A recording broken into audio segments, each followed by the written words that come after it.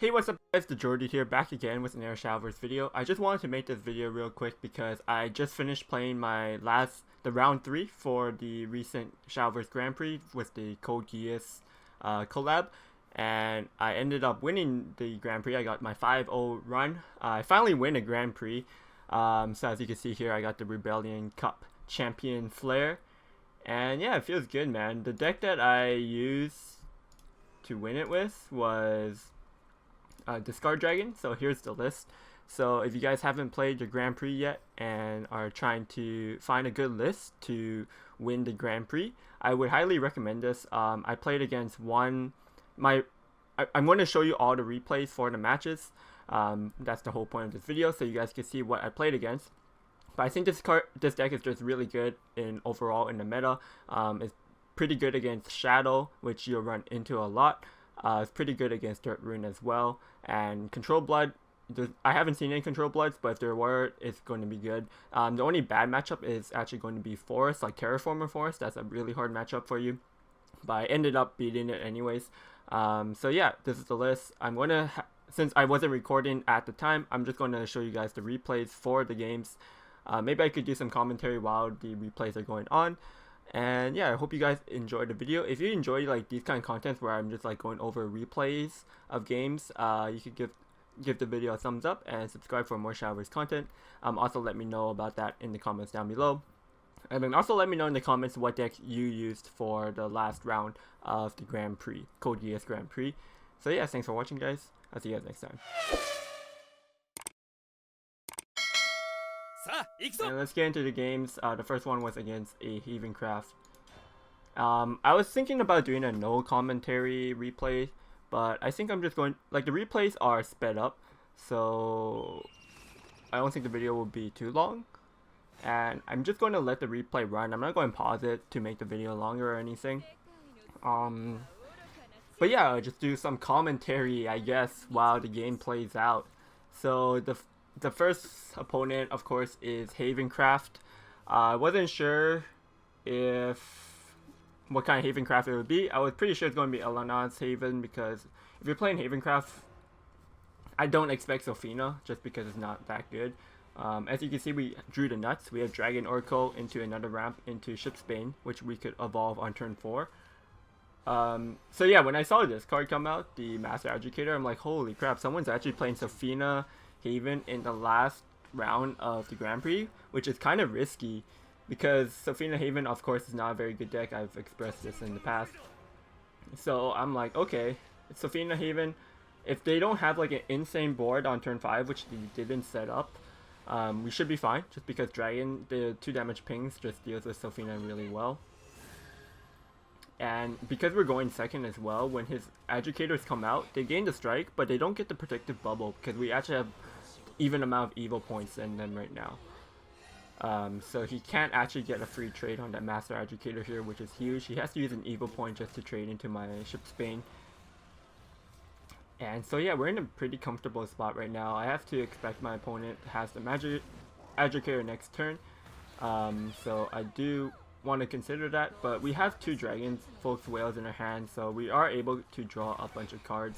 And here I decided to use the Dragon Oracles over the Steel Cap because I wanted to keep some followers in case my opponent built a big board this turn. So I wanted some extra followers to be able to deal with the board. And so the Dragon Oracle is just nice because it ramped me up to 9 play points and it just cycled the card. And I didn't really need the follower on board this turn. So as you can see this turn, like now I have like some more board space, I can play more discard cards, and I just have like an extra play point from the ramp, which it doesn't really matter here, I guess. Yeah. Here I was thinking if I wanted to use the Plight to just clear that off, but I just traded in the 1-2 instead.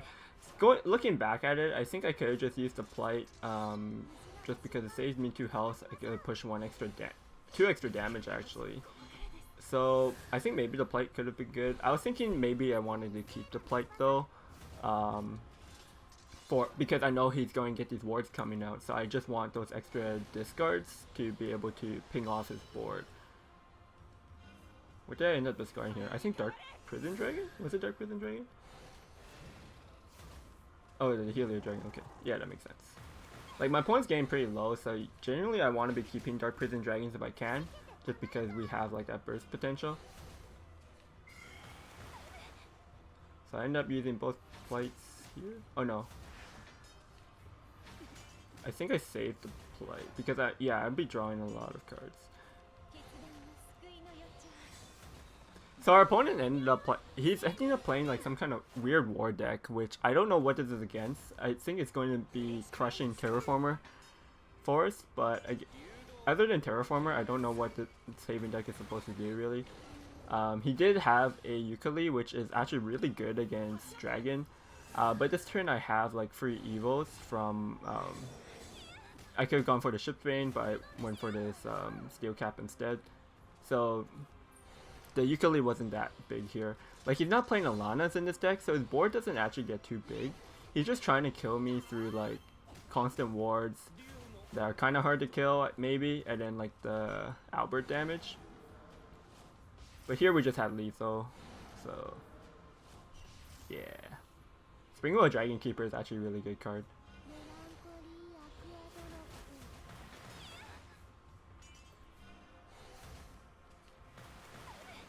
I think I didn't see that his 3/2 had the ward at first, so I tried killing him, but I was confused because I didn't know where the ward was, but Sofina gives followers wards. So yeah, that was game 1. So when I see Forestcraft, I'm like, oh man, I'm so unlucky because I ran into Forestcraft, which is the worst matchup for me because Terraformer generally is really strong against Dragoncraft. But yeah, so I'm like, I don't know what you really want mulligan for. It's really hard against Terraformer if they have an early Terraformer. Even if they don't have an early Terraformer, it's still a hard matchup. You just have to try to set double wards. But when he played the Traveler's Respite, I'm like, huh, this guy's actually probably Roach. Roach is the only thing that really makes sense that could be coming up. So I'm like, okay, I think Roach is still a pretty decent matchup against Dragon because they have a lot of heal, so they could heal up a lot. So your ping damage, they just sustain it, and if they have like an early Roach, you can't really deal with it. But it's weird that he's playing the natural version of Roach instead of like Accelerate, which is more popular.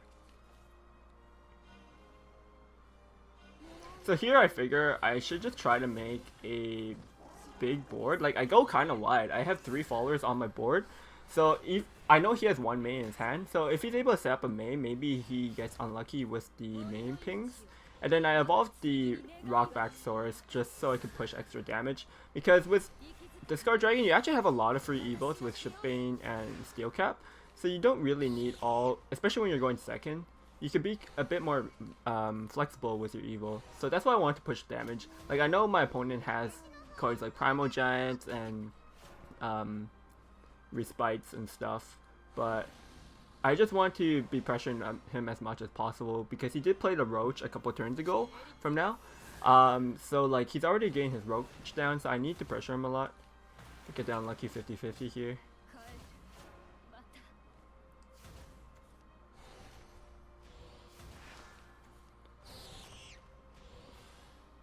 Yeah, this game was actually really close. Spoilers alert. But like, look at him. He's just like jamming these roaches. He has like a bunch of Deepwood Wolves too, so this is really scary. I feel like when I was playing this game, I was like, wow, this guy has the nuts. And he's at 15 life, so it is pretty hard. I dumped the Curse for her because it's not really doing anything in this matchup. Like, 3 play points to destroy 1 follower against Roach is really not worth it. You don't have the time to do it. And the ramp is nice, but I think you're just trying to rush your opponent down as much as possible. That's why I played the Turncoat here for the Azure Dragon's Rage instead of going for the wards. The ward is actually pretty good, I guess, against Roach, but because he's playing the natural version, he has Gaia. And also, like, even against Accelerate, they could just maybe Lionel if they still have an evil. But because my opponent is actually starting to get a little bit low, I figured I'd go for the Azure Dragon. He actually builds like a huge board here. He has a Carapace in his deck, which is kind of interesting to me. But at the same time, it makes sense. Like, Carapace is a strong card.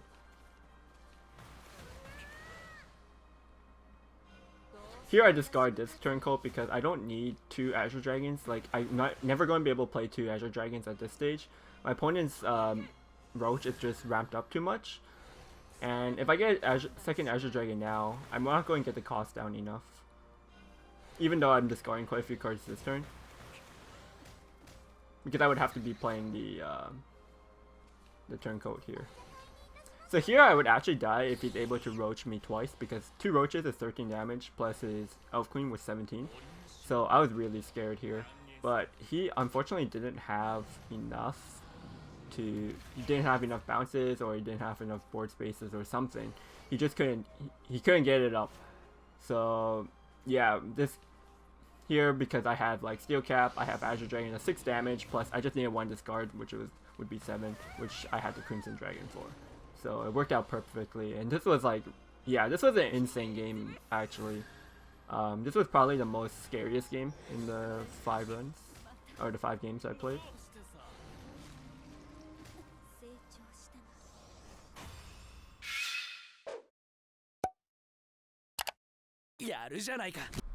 Alright, so the next matchup was Shadow. You have to expect to play against Shadow, I think, at least once when you're playing the Grand Prix, because it's one of the top tier decks. Drew into Dragon Oracle Cursefarer. I'm like, hell yeah. Were we going first or second in this game? Second, okay. Yeah, actually going second is, I would say, better if you open up Dragon Oracle into like either double Dragon Oracle or Dragon Oracle Cursefarer. It's actually better to go second because you get to evolve on turn 4, and that just aligns really well into your Ship's Bane.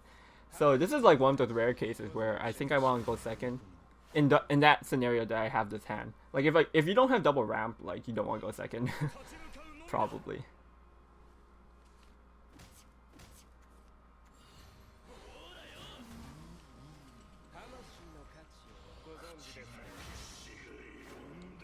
So here, like, we don't actually have the Ship's Bane on turn 4, which is really unfortunate. We did have like a decent play here, which was able to cleanly remove all of his followers. And actually in this situation, I decided to go for just trading here and playing the Rock back over playing the Springwell Dragon Keeper. I could have kept the Steel Cap at a 4/4, but the thing with the Dragon Keeper is that it's not going to cycle me a card, whereas the Rock back, when they get destroyed, they draw you a card. Which I really want the card draw right now because I want to find my Ship's Bane as soon as possible. So that's why I prioritize that. I sacrifice some health on the Steel Cap, but I don't think that matters too much, honestly. Yeah, still no Ship's Bane here, but actually our board is really wide against a lot of Shadows, because a lot of Shadows aren't running Hades. Some might be teching Hades, so don't quote me on that. But like, this is actually a really hard board for Shadow to deal with because it's just small dudes and it's wide. And so, like, yeah, he also gets unlucky here with his Miltio. Yeah, he posted like another Miltio off of that. And yeah, this was just actually a really quick game. This is lethal. Yeah. Just because we got wide on the board, we had a lot of early game tempo from our initial ramp into that like turn 4 clear. Just got me so much chip damage, and then yeah, we were just able to kill him without the Ship's Bane. So the fourth opponent was another Shadow. Again, not surprised that we play into Shadow. I'm actually surprised I didn't queue into any Runecrafts, but yeah, I'm actually really surprised. No Runecrafts, no Dragon Mirrors, no Bloods. Really strange, but yeah, we pick up the Dragon Oracle going first. We are Dragon Gamers today. And we have the Ship's Bane. Unlike last game, we actually have the Ship's Bane secured. But unlike last game, our opponent actually full kept his mulligan. So I was a little bit scared because if you full keep your mulligan, that's kind of a tell that your opponent has the nuts. We don't have a second ramp here. It doesn't matter too much because we're not going to be able to evolve next turn anyways. Though, if we did have a ramp, it'd be better than having just a 2/2 on the board. I end up just playing this Dragon Keeper. I discard the World because I had to think about it a little bit. No, I discard the Ship's Bane. So the Ship's Bane, like, we have 2 in our hand. We only have 1, and we're going first, so we only have 2 natural evil points. So, and we had no other ramp. So, when you think about it, you're never really going to evolve double shipbanes twice because it's just going to be way too slow at this stage of the game. Like, this shipbane has to be evolved. But when do I ever play the second shipbane? Like, next turn's going to be super awkward.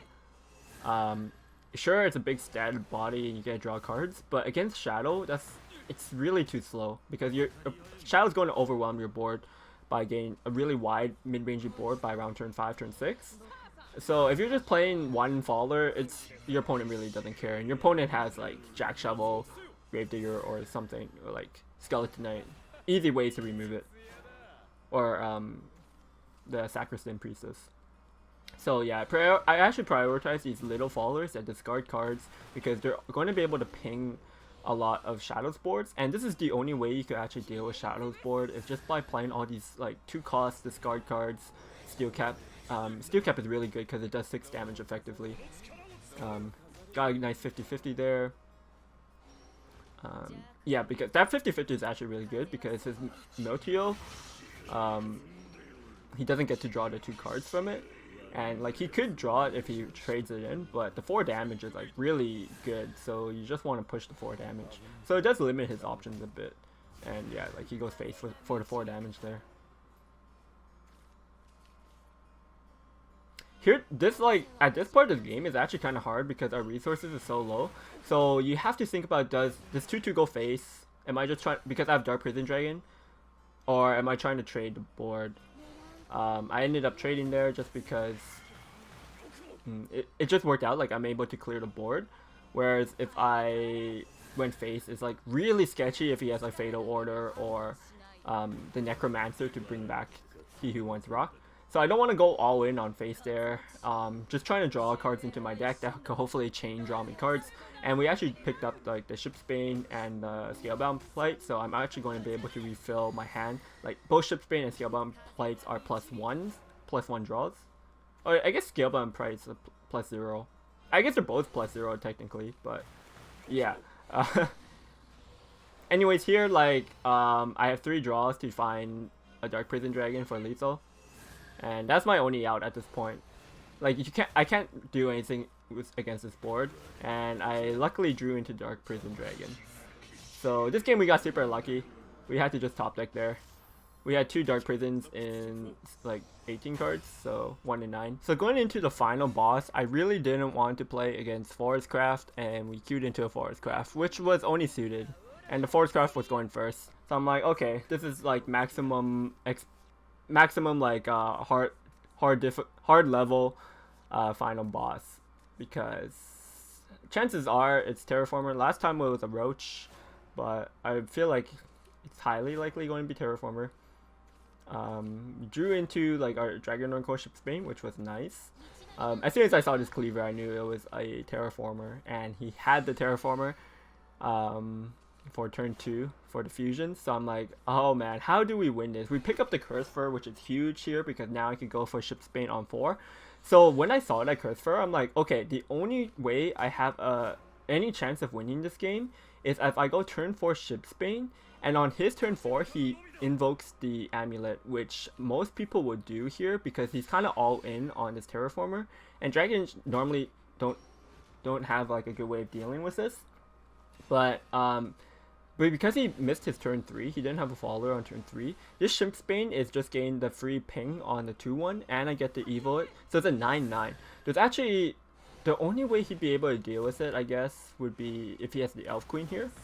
But yeah, so it's either he has the Elf Queen or he doesn't, because this is the last turn I have technically. Otherwise, because I'm just going to be dead to the Terrorformer next turn. I did set up the Crimson Dragon. I'll pause here. I did set up the Crimson Dragon Sorrow so that if I top deck into another Turncoat, I could play Turncoat and Crimson Dragon Sorrow on the same turn, and I could double wall him and buy me 1 extra turn. And now that we hit the Scalebound Plight, we could draw an extra 2 cards. So we have 3 draws next turn to draw into exactly a Turncoat, so that I could dodge lethal. Or I could just kill him this turn if he had no way of dealing with the Shipsbane, which he didn't end up having, so it was just lethal with the Dark Prison Dragon, getting the buff from his own amulet, the evil, and then just 1 extra discard, which I had from the Rise Dragon loot. So yeah, it just worked out perfectly. And yeah, I would say we got pretty lucky throughout the entire run to hit 5 wins, but we were just playing a good deck, and yeah, we get rewarded sometimes for taking the winning lines. So hope you guys can get 5 wins too.